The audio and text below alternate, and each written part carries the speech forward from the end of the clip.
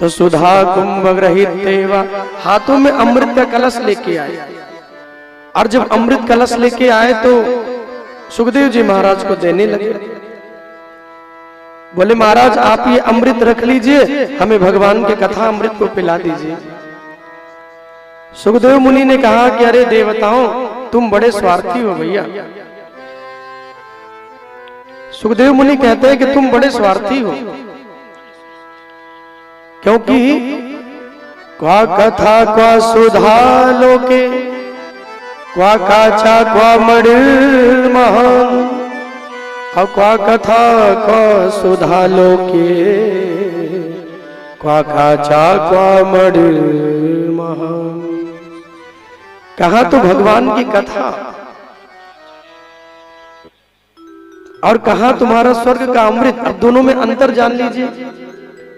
कहा तो भगवान की कथा जो मणि के समान बहुमूल्य है, और सुखदेव जी कहते हैं तुम्हारा जो अमृत है वो मेरी नजरों में निरर्थक है, मेरी नजरों में वो बेकार है, किसी काम का नहीं है।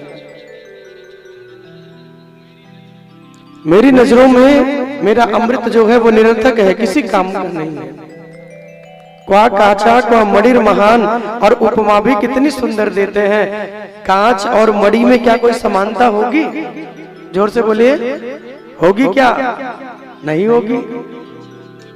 आपको मैं 10 रुपए का नोट देके और बदले में 500 2000 का नोट मांगूं तो क्या दोगे? आप लोग दोगे? दे देंगे? समानता तो होनी चाहिए। व्यापार हो, संबंध हो तो समानता तो हो। सुखदेव जी कहते तुम्हारा जो अमृत है ना वो मेरी नजरों में तो निरर्थक है। मेरी नजरों में तुम्हारे अमृत की कोई वैल्यू नहीं है। और मेरे जो भगवान का कथा अमृत है वो तो मणि के समान बहुमूल्य है। इसलिए हमारी तुम्हारी कोई दोस्ती नहीं हो सकती, हमारी तुम्हारी कोई समानता ही नहीं है भाई। देवताओं को खाली हाथ करके लौटा दिया और जब जाने लगे तो परीक्षित जी के पास पहुंच गए। और परीक्षित जी बैठे हुए हैं। परीक्षित जी से जाकर के पूछा, सुखदेव जी से तो मिल ली।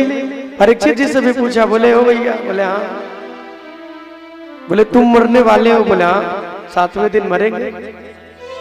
बोले तुम ऐसा कुछ कर दे कि तुम ना मरो तो? बोले बढ़िया है, कुछ कर दो। ऐसा उपाय कोई कर दे तो कितनी बढ़िया बात है। परीक्षित ने कहा क्या kरोगे? तो कहा कि ये अमृत है, आप इस अमृत को ले लीजिए, अमृत को पी लीजिए। ये स्वर्ग का अमृत है, हम लोग किसी को देते नहीं है। देवता कहते कि हम इस अमृत को किसी को नहीं देते। कोई स्वर्ग में चला भी आए अमृत की सुगंध उसे दिला देते हैं, लेकिन अमृत पीने को नहीं देते। अमृत की स्मेल ले लीजिए कैसा होता है, लेकिन पीने के लिए नहीं देंगे। इतना बहुमूल्य है। इसीलिए कहते हैं अपने लिए जो मर्जी करिए, कभी भगवान के लिए कुछ करना हो तो सबसे जो बहुमूल्य वस्तु है वो मेरे गोविंद को भोग लगाना चाहिए। अपनी अनमोल वस्तु ही भगवान को देनी चाहिए, क्योंकि प्रभु जी लेते नहीं है। तेरा तुझको अर्पण हो क्या लागे मेरा। भगवान कहते तेरा तुझको अर्पण।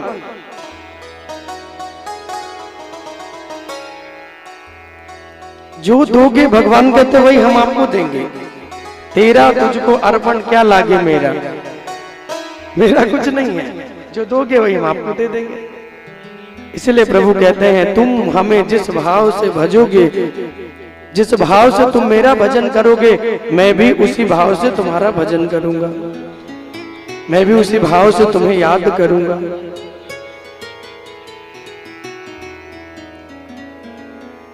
परीक्षित जी कहते हैं कि इस दोनों अमृत में अंतर क्या है। तो वहां से गए और सुखदेव जी के पास पहुंच गए और वहां जाके सुखदेव मुनि के चरणों में प्रणाम किया। और सुखदेव मुनि के चरणों में प्रणाम करके कहते हैं कि गुरुदेव आप इन दोनों अमृत में मुझे अंतर बताइए। स्वर्ग का अमृत मेरे किस काम का है जो देवता लेके मुझे देने के लिए लाएगा।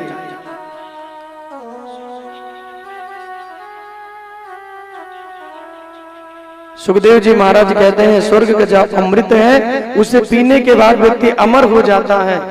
स्वर्ग में स्थान भी मिल जाता है, लेकिन भगवान के कथा का जो अमृत है उसे पीने के बाद व्यक्ति अमर भी होता है। देवताओं में स्थान भी मिलता है, मृत्यु का भय भी जीवन से चला जाता है, और 84 लाख योनियों का जो आवागमन है वो भी मिट जाता है। एक बार आए फिर दोबारा आना ही नहीं पड़ेगा। फिर बार बार कूकर सूकर बन के न जाने क्या क्या बन के जो हम आते रहते हैं, एक बार आए इतना भगवत भजन इतनी सेवा कर ले कि फिर आना ही नहीं पड़ता, फिर आपको नहीं आना पड़ेगा जीवन में। इसलिए गुरुदेव भगवान कहते हैं स्वर्ग का अमृत त्याग कर भगवान की कथा अमृत का पान कीजिए। परीक्षित जी महाराज ने स्वर्ग के अमृत को मना कर दिया और भगवान के कथा अमृत का पान करने लगे। कहते हैं कि गुरुदेव भगवान मुझे ये कथा अमृत ही पिलाइए, मुझे स्वर्ग के अमृत की चाह नहीं है। जो मुझे अभय ना दे 84 लाख योनियों में जिसके लिए बार बार मुझे आना पड़े, मुझे वो अमृत नहीं पीना। और देवताओं को कथा का अनाधिकारी जानकर सुखदेव जी महाराज ने उन्हें वापस लौटा दिया। और जब सुखदेव जी महाराज उन्हें वापस लौटाते हैं, परीक्षित जी बैठ गए, बोले प्रभु आप मेरे जीवन में भगवान की कथा सुनाइए, हम सुनेंगे। अन्य अन्य लीलाओं को, अन्य अन्य भगवान की कथाओं को सुनाते रहे, और उन्हीं क्रम में भगवान के परम भक्त श्री प्रहलाद जी की बहुत सुंदर कथा सुनाई है, जिनके लिए कहा गया महाभागवतो। भगवान के कितने बड़े भक्त हैं, बोले महाभागवतो। हिरण्याक्ष को जब भगवान ने मारा, सूकर अवतार लेकर के जब भगवान ने हिरण्याक्ष का वध किया, पृथ्वी को लेकर रसातल में चला गया, भगवान ने उसका उद्धार किया, तो उनके जो भाई हैं हिरण्यकश्यपु वो भगवान से द्वेष करने लगे, वो भगवान से शत्रुता करने लगे। और जब शत्रुता करते हैं तो बोले किसी की पूजा करो लेकिन नारायण की भक्ति न करो, किसी का नाम लो लेकिन नारायण का नाम ना लो, किसी की भी भक्ति कर लो, किसी का नाम ले लो लेकिन नारायण का नाम ना लो। अपने परिवार वालों को हिरण्याक्ष का वध आके बताया, बड़े भैया के लिए बड़ा दुखी रहता है। परिवार वालों को सांत्वना दी और तपस्या करने के लिए ब्रह्मा जी को मनाने के लिए जाने लगा। कहता है कि ब्रह्मा जी की आराधना करूंगा, ब्रह्मा जी की भक्ति करूंगा और उनसे वर लेकर आऊंगा, फिर नारायण की भक्ति को बंद करवाऊंगा।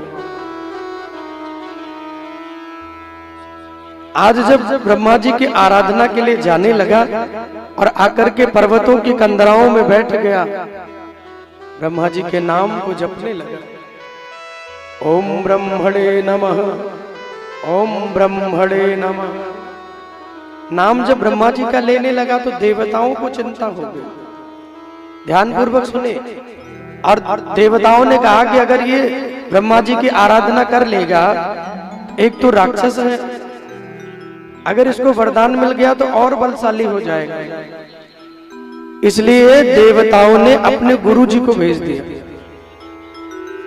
बोले गुरु जी आप जाइए और आप इनको जाके समझाइए, इनकी तपस्या को जाके भंग करिए। देवगुरु बृहस्पति जी आए और क्या बन के आए, बोले तोता बन करके आए। सुख का वेश बनाया और तोता बन के आए। जिस कंदराओं में बैठ के ब्रह्मा जी की वो आराधना कर रहे थे, वहीं बगल के पेड़ की डाल पे जाकर के बैठ गए। और जब बगल पेड़ की डाल पर बैठते हैं ना, तो जैसे वो ध्यान लगाएं कि ओम ब्रह्मणे नमः, वैसे ही वो तोता बोल पड़े नारायण नारायण नारायण नारायण। शत्रु का नाम सुनते ही जो ध्यान है वो भंग हो जाए। भाई आप ही के सामने आपके शत्रु की कोई बड़ाई करने लगे, कोई गुणगान करने लगे तो क्रोध लगेगा कि नहीं?